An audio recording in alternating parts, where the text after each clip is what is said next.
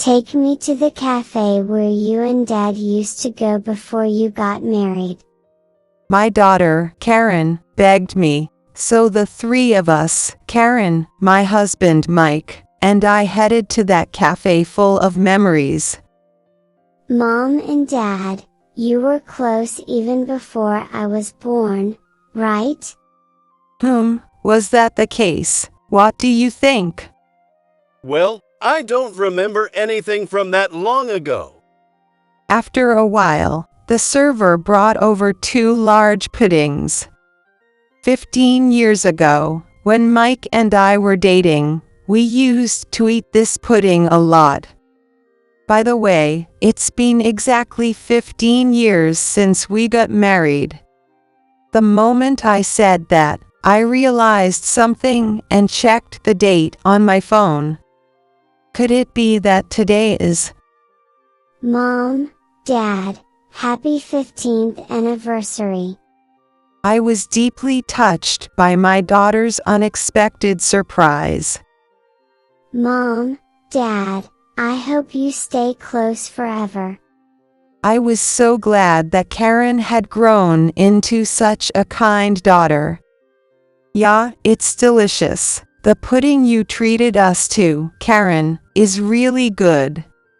When I shared my farts with a big smile, Karen smiled back warmly. Karen is growing up so fast, before we even realize it. As I said that, I glanced over at Mike. At that moment, I decided that today would be the last day I would remain a part of this family. My name is Lydia Hurst, and I'm 40 years old. I work part-time at a local grocery store, living with my husband Mike and our daughter Karen. Both Mike and I have always loved kids, so we naturally dreamed of having children once we got married.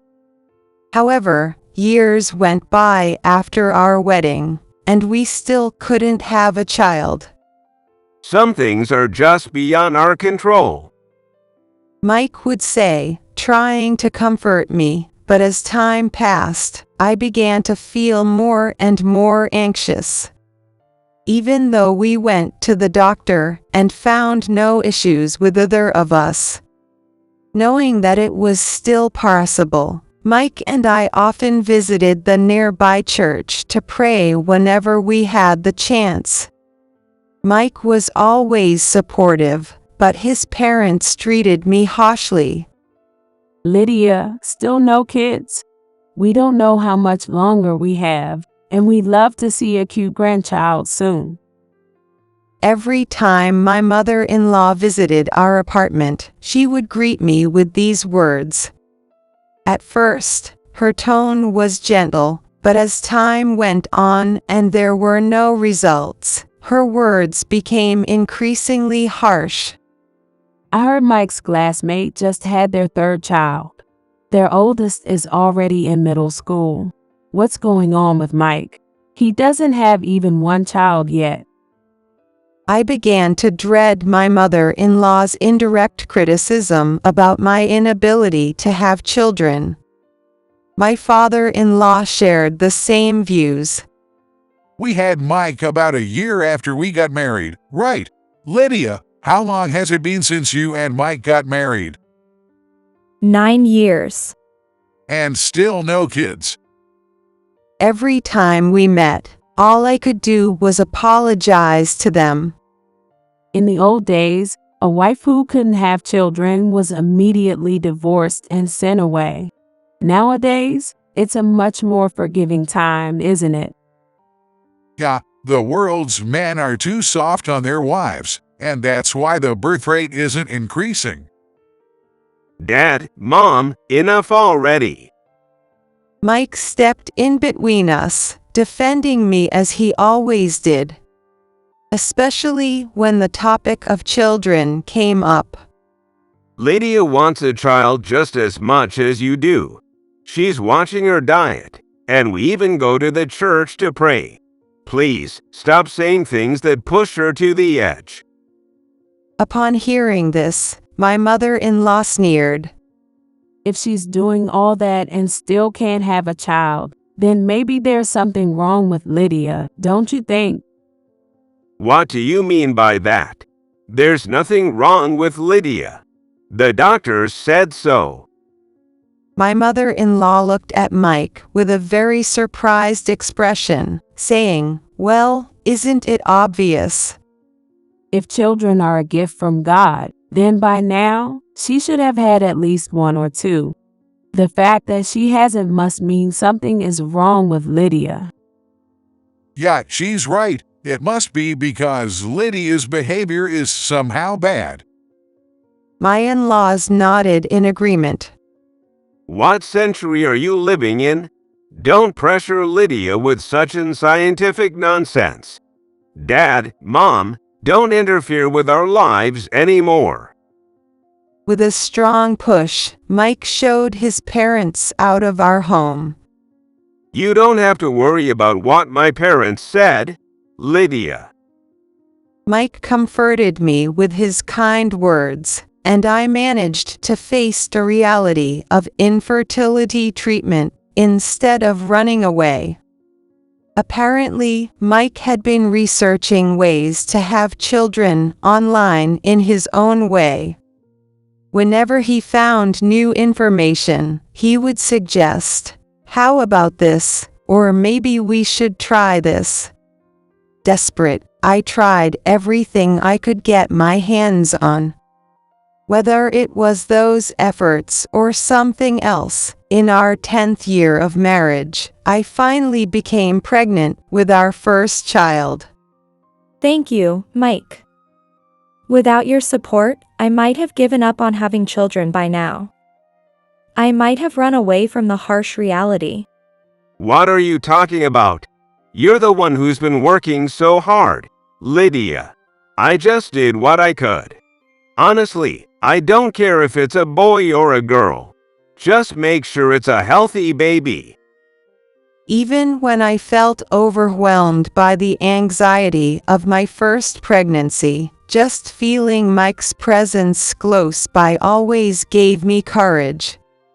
Then, as the new year passed and spring arrived, I successfully gave birth to a healthy baby girl. Mike and I wanted our child to grow up to be pure and kind, so we named our daughter Karen. Holding our newborn baby in my arms, her eyes, nose, and mouth were still so tiny and not fully formed. Everything about her felt so precious to me. She was born as ours, and she was now sleeping soundly in my arms. I vowed that I would overcome any hardship to ensure her leads a happy life. Feeling her tiny heartbeat and breathing, I swore to protect Karen with all my might. When I look at her sleeping face, she looks just like you, Lydia. You can't tell yet. But her ears look just like yours, don't they? Really? I think her nose looks like yours. This girl is going to be a beauty when she grows up. Just then, there was a knock on the hospital room door, and Mike's parents entered without a smile. The happiness in my heart started to cloud over like a dark storm. Congratulations, Lydia. You finally gave birth. It was as if she was implying that I had been refusing to have a child until now. Still, I decided to greet them with a big smile. Surely, once they saw their grandchild's face, their expressions would soften a little. Somewhere in my heart, I hoped for that. But the moment my mother-in-law looked at Karen's face, she sneered, "Is this what we waited 10 years for?" I'm completely dumbfounded, and she didn't even try to touch Karen. If you're going to have a child, make sure it's a boy next time. This is just ridiculous. My mother-in-law dramatically placed her hand on her forehead and sighed. Well, this time it's a girl, but next time, be sure to have a boy. We're counting on you. It's as if Karen, born as a girl, doesn't even matter to you. Did you come here just to say that? That's not it. We're simply looking forward to a boy who can carry on the family name. It doesn't matter if it's a boy or a girl, as long as the child is born healthy. I tugged at Mike's sleeve, stopping him from getting angrier. I'm sorry, I couldn't meet your expectations. I'm really sorry. Lydia, make sure you reflect on this and have a fine boy next time. Although, considering your age, I'm not holding my breath. With that, Mike's parents left the hospital room. What in the world are they thinking? I'm sorry, Lydia. You don't have to apologize, Mike. But, thank you. Their heartless words toward Karen and me were deeply hurtful. Even so, Mike's understanding of my feelings was the only solace I had. Despite that, his parents continued to belittle both Karen and me at every opportunity. My mother-in-law seemed to think that I was a disgrace to the Hearst family for not giving birth to a boy. She even hated the idea of introducing newborn Karen to the relatives.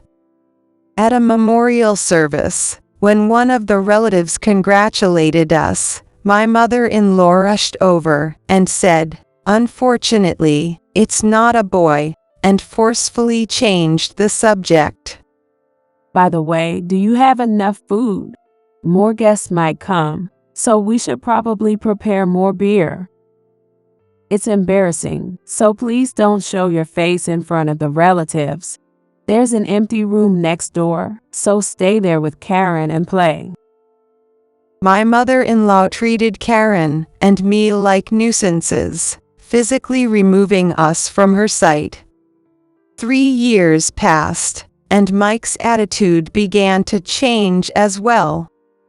Previously, Mike had been supportive, but he started coming home late, citing work, and spent more time away from home on his days off.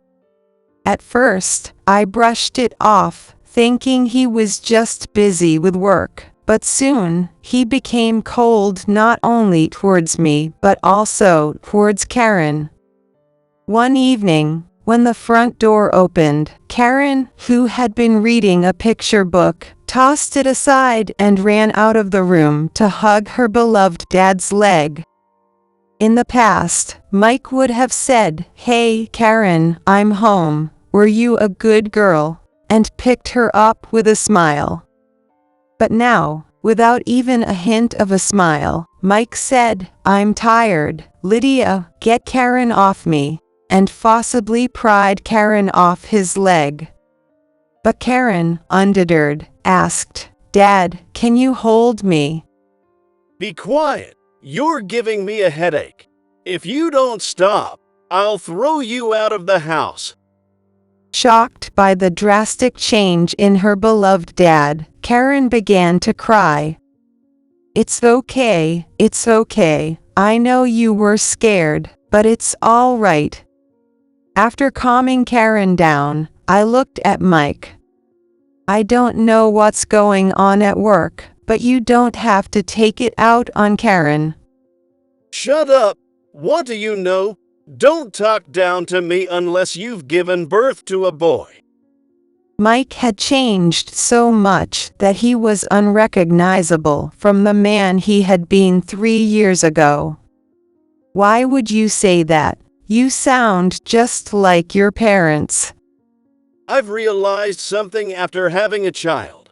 My parents weren't wrong after all. With a sigh, Mike loosened his tie and said, "I'm not hungry. I'm going out," and left the house without even changing clothes. Where did Dad go? Is it because Karen was a bad girl? Does he not like me anymore? No, that's not true. Dad still loves Karen more than anyone else in the world. I tried to convince myself that it was just the stress from work or a temporary lapse in judgment, but Mike's attitude didn't soften. In contrast, he began complaining more and more, not just about my parenting and housework, but about everything, despite how busy I was with raising Karen, doing housework, and working part-time. With Mike having completely changed, and my own exhaustion from taking care of Karen, I started to seriously think about divorce. Karen, do you love Dad? Me love Dad a lot. But I love Mom too. Don't you love Dad, Mom?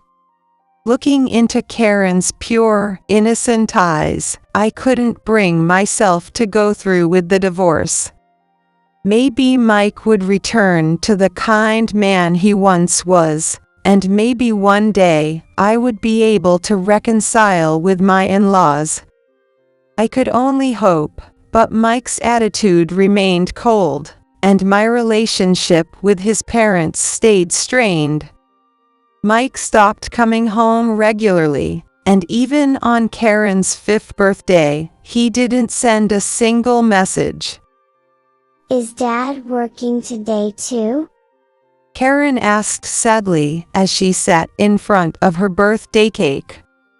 Yes, he is. Dad loves Karen so much. He's working hard every day because he wants to see you happy. Dad is so cool.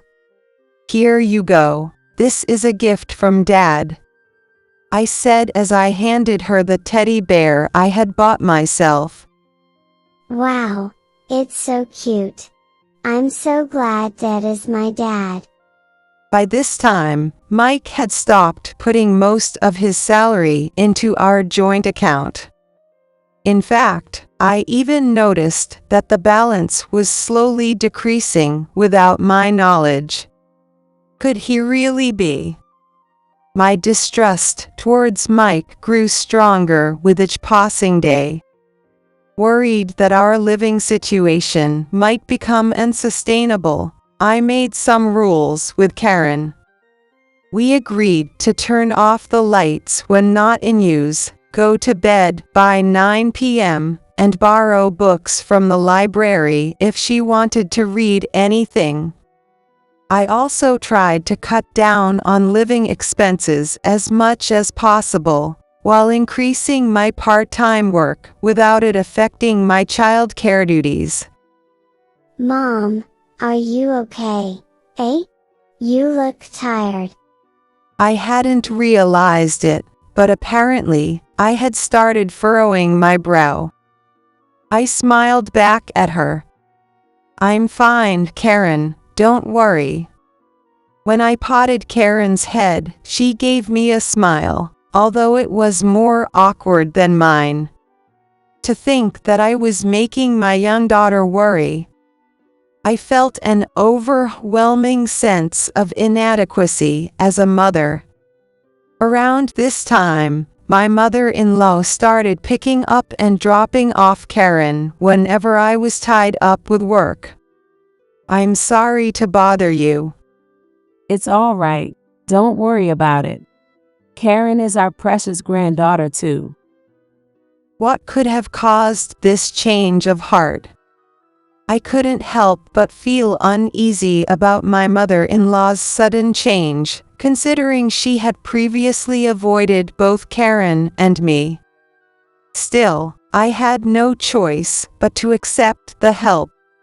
One Sunday morning, after finishing breakfast cleanup, I suggested, Karen, since Mom doesn't have work today, why don't we go out and play somewhere, hoping to bring back Karen's natural smile.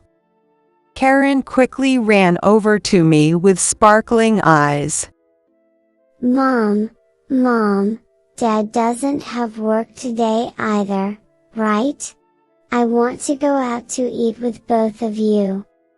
I'm okay with that, but I looked over at Mike, who was sitting on the living room sofa reading the newspaper. Dad, please. Let's go out to eat something delicious, just the three of us. I'm tired. If you want to go out, you two can go by yourselves. But I want to go with both Mom and Dad. Just this once, please? Even Mike couldn't refuse when his daughter begged him like that. Fine, just for today.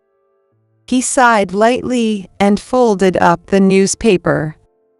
Karen seemed to have a specific place in mind. I heard from Sally. It's the cafe where you and Dad used to go a lot. Take me there. Sally was a former co-worker of mine who still visited occasionally after I left the company when I got married.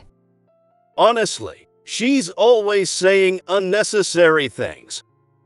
Mike clicked his tongue lightly as he gripped the steering wheel. Mom and Dad, you were really close before I was born, right? Were we? What do you think? There's no way I could remember something from that long ago. Mike ended the conversation abruptly, but my face softened as I reminisced about those times. Oh. Mom, you're smiling. Noticing that Karen saw me, I covered my face with both hands, embarrassed. That's creepy. Why are you so embarrassed? Mike scolded me, and the nostalgic feeling disappeared in an instant. When we entered the cafe, there was a reserved sign on a table by the window. Karen pulled my hand and said, "This way," rushing over to the table. "Karen, that's a reserved table." I called Sally earlier, and she reserved it for us. I couldn't help but laugh at how determined Karen was. Mike, however, seemed completely uninterested in his daughter's efforts, his eyes glued to his phone. After we sat down for a while, the server brought over 2 large puddings. 15 years ago, when Mike and I were dating, we often visited this cafe and ate these puddings. Back then, they were priced at $1.95 each, and the size and shape hadn't changed at all. Seeing them brought a nostalgic smile to my face. Looking at this pudding, doesn't it remind us of when we were younger? Mike didn't even glance at the pudding, still engrossed in his phone. By the way, it's our 15th wedding anniversary today. As soon as I said that, I realized something. I quickly checked the date on my phone. Could it be that today is... Mom, Dad, happy 15th anniversary. My heart warmed at my daughter's unexpected surprise. Thank you, Karen. But despite there being 3 of us, the third pudding never arrived. It's taking a while. Karen, why don't you go ahead and eat this pudding? But Karen shook her head vigorously.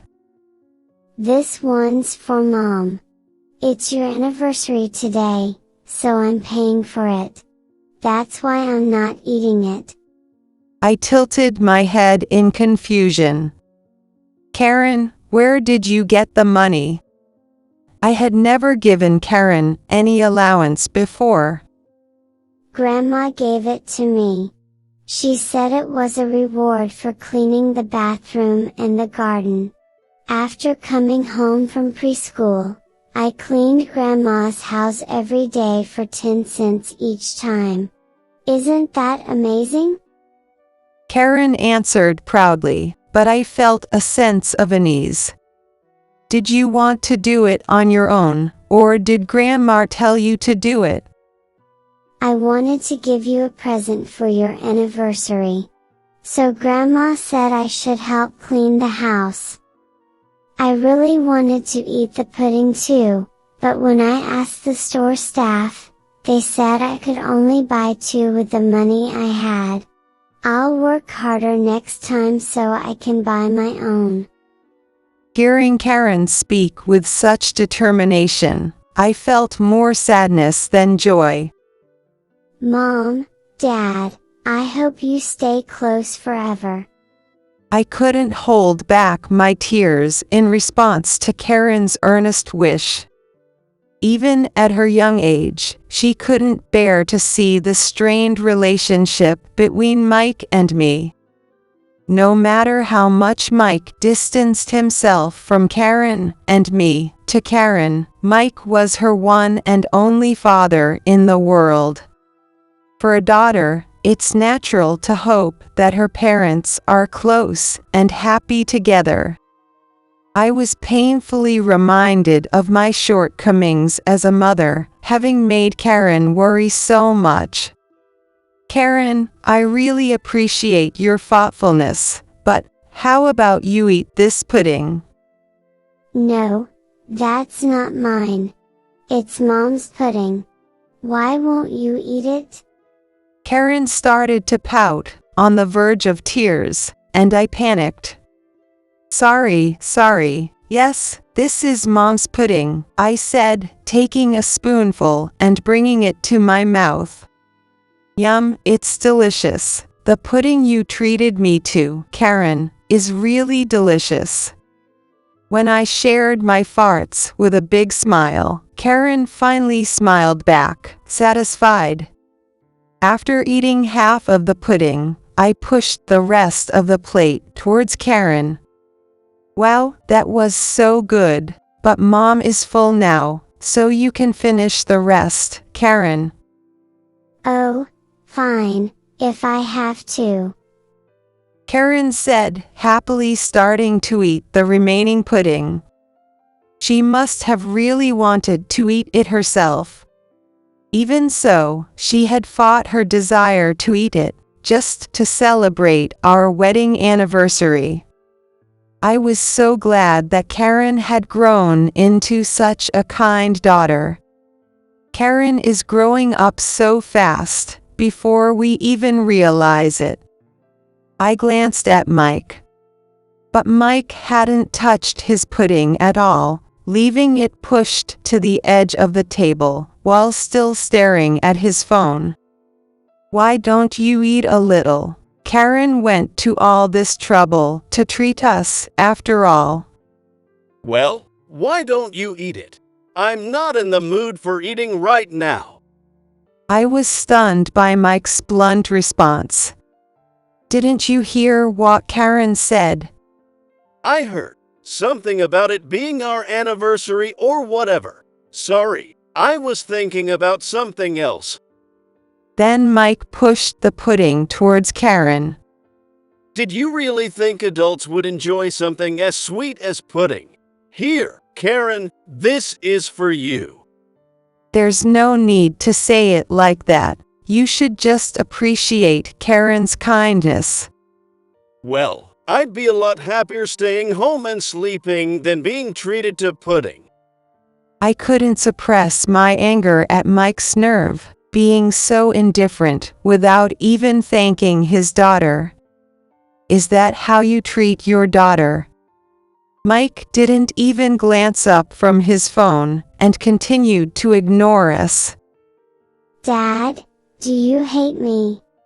Tears welled up in Karen's eyes as she realized her father wasn't paying attention to her. Sorry, Dad's busy right now, so don't talk to me. I want to go home. Karen's voice trembled as she spoke.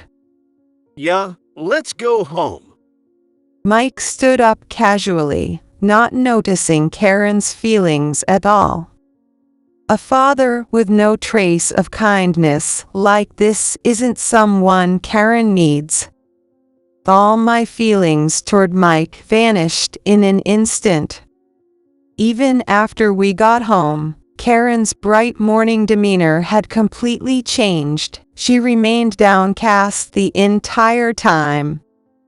Mike was so glued to his phone that he didn't even notice our daughter's change in mood. I opened the drawer in the room, quickly stashed the emergency savings I had been secretly saving since we got married into my handbag, and rushed out of the house to the detective agency in the neighboring town. A month later, I was called to the detective agency, where the investigator revealed a shocking truth to me. Your husband is definitely cheating.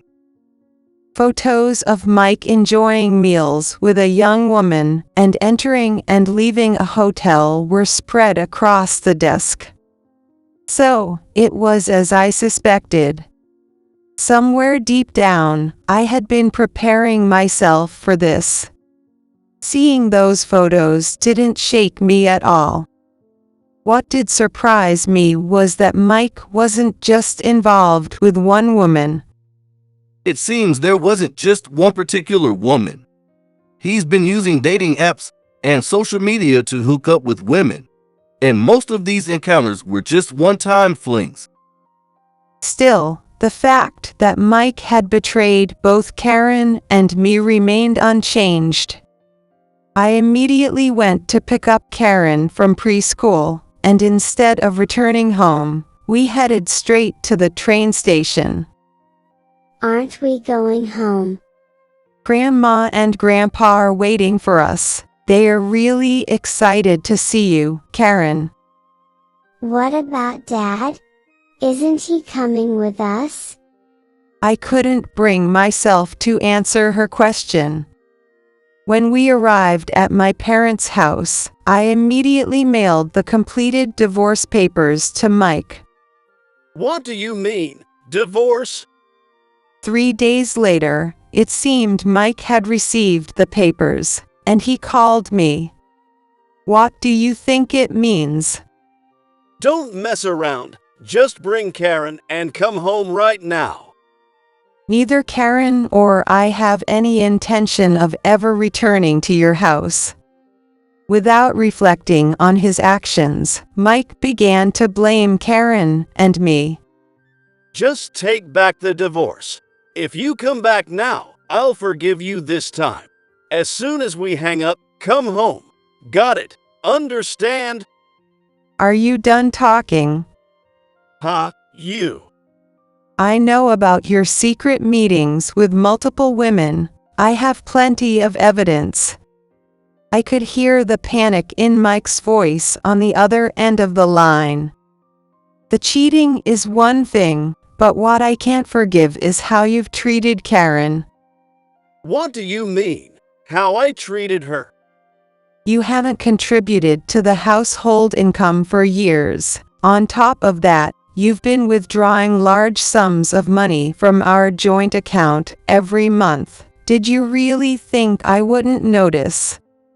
Wasn't that account something we agreed to set up together for Karen's future? And you've been dipping into it.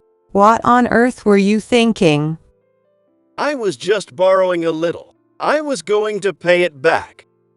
Mike hastily made an excuse, but the amount was far too large, and the duration far too long, for it to be just a little borrowing. You've been buying expensive gifts for women you fancy, haven't you? I know all about it. I have nothing more to say to you. Just then, Karen came over and leaned close to the phone. I hate you, Dad. Bye-bye, Dad. Karen, how about we go to the amusement park tomorrow with Dad?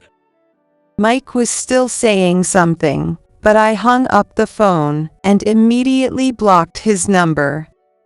Since Mike and his parents refused to accept the divorce, the matter went to court. The reason Mike resisted the divorce wasn't out of lingering feelings for me or Karen, but because he was worried about how it would look to others. However, the evidence of Mike's infidelity, which I had the detective gather, was the decisive factor, and my case was fully upheld. Ironically, Mike's affair began when he was researching fertility treatments. He happened to come across an ad for a dating app on social media. At first, he looked at the app out of curiosity, but ended up finding a woman he liked. He began exchanging light messages with her, just to distract himself from his daily stress. But eventually, he lost control and started meeting with her in person. I never imagined meeting so many different women could be so much fun. Once he realized he had lost the case, Mike muttered this in a resigned tone. I was also granted custody of Karen, and now she is living peacefully at my parents' house, where they are watching over her. It turns out that my mother-in-law's insistence on making a 5-year-old do housework had been the subject of bad rumors in the neighborhood for some time. Neighbors had even witnessed her forcing Karen to redo the cleaning whenever she found even a few dead leaves in the garden, despite Karen crying and refusing. When I learned that my mother-in-law's sudden change of heart towards Karen was only to use her as a servant, I couldn't stop my tears. To make matters even more pressing for them, after I divorced Mike and took Karen with me, the scrutiny and criticism towards Mike's parents from those around them only intensified. Mike and his parents, now living with the weight of their guilt, still had to work under the cold stares of their colleagues to pay the alimony and child support owed to me and Karen. On the other hand, my parents adore Karen with all their hearts. You'll be in elementary school soon. How about we go backpack shopping together this Saturday? Or would you rather go to the aquarium? Tonight, let's have a barbecue with the vegetables Grandpa harvested. Karen, I know it's your favorite, so make sure you eat a lot. In the beginning, Karen sometimes cried out of loneliness for her father, but lately, my parents have been doing everything they can to bring back your smile, trying to fill that void. Thanks to them, Karen has stopped putting on those forced, unnatural smiles to make me feel better. Now, she shows a truly genuine, childlike, and sweet smile from the bottom of her heart. As I watch Karen's radiant smile, I'm filled with a deep desire to protect her pure, gentle spirit forever.